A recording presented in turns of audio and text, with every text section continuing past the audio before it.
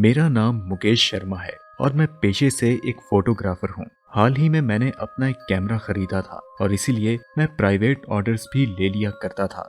एक दिन मेरी लता भाभी ने मुझे कुतियाना गांव में काम दिलाया, जहां पर किसी की बर्थडे पार्टी थी। आने जाने का अलग से पैसा मिल रहा था और फोटोग्राफी के भी अच्छे खासे पैसे मिल रहे थे, इसीलिए मैंने काम के लिए तुरंत हामी भर दी।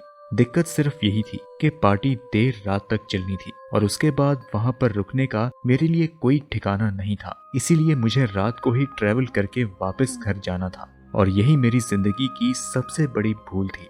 काश उस खौफनाक रात की याद को मैं अपनी जिंदगी से मिटा पाता।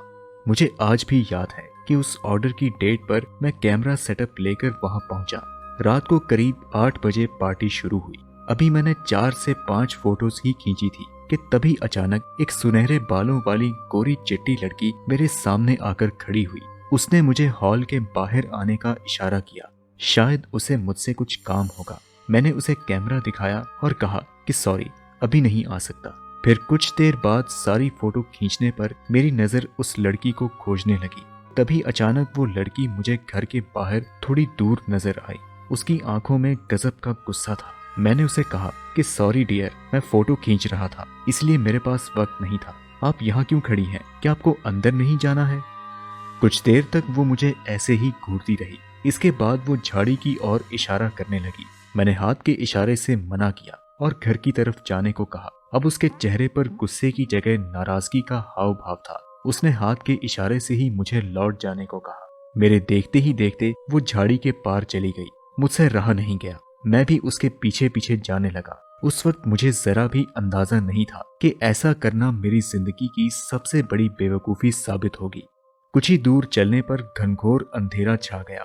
मैं अचानक बेचैनी महसूस करने लगा और मुझे खूब पसीना भी आने लगा। अब मेरा दिल मुझे चेतावनी देने लगा कि कुछ बुरा होने वाला है। मेरा फोन जेब में पड़ा था, लेकिन कपकपाहट के मारे मैं उसे ऑन नहीं कर पा रहा था कि तभी अचानक मेरी नजर एक भूरे रंग के पत्थर पर गई। मुझे ऐसा लगा कि वहां पर 2 लोग बैठकर आपस में बातें कर रहे हैं। मैं गिरते पड़ते उनकी तरफ जाने लगा, लेकिन ये क्या, जब मैं उनके पास पहुंचा तो उन्हें देखकर मेरी रूह कांप उठी। वहां पर वही लड़की बैठी थी जिसने मुझे झाड़ी के अंदर आने को कहा था।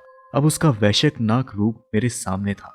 एक धड़ पर 2 सिर वाला भयानक नजारा देखकर मेरी जोर से चीख निकल गई। उस लड़की के धड़ पर एक और सिर लगा हुआ था और वो बुरी तरह कुचला हुआ था। उस भयानक आकृति से दिल दहला देने वाली आवाजें आ रही थी। मैं उसी वक्त वहां से अंधाधुंध भागा और किसी तरह कच्चे रास्ते पर आ गिरा।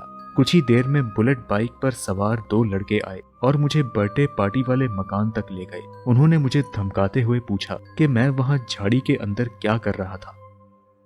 अब मैं लड़की वाली बात बताकर अपने आप को शर्मिंदा नहीं करना चाहता था और ना ही उस बात को और आगे बढ़ाना चाहता था कि तभी अचानक उनमें से एक लड़के ने मुझे जोर का तमाचा दे मारा। उन्होंने मेरे पैसे दिए और फौरन वहां से चले जाने को कहा। मैं उस जगह से तो चला गया, लेकिन इस घटना के बारे में पता करने पर मेरे रोंगटे खड़े हो गए और जो सच्चाई मुझे पता चली वो उससे भी ज्यादा भयानक थी। उस घर के मालिक ने ही परिवार के साथ मिलकर अपनी जवान बेटी और उसके प्रेमी को मौत के घाट उतार दिया, जिसके बाद ऐसा कहा जाता है कि उन दोनों को वहीं झाड़ी के अंदर मारकर गाड़ दिया गया था। तब से लेकर आज तक उन दोनों की आत्माएं एक धड़ और 2 सिर के रूप में भटकती हैं। वहां झाड़ियों में आए दिन मरे हुए पक्षी और जानवर भी पाए जाते हैं, जिनकी मौत का कारण आज तक एक रहस्य है।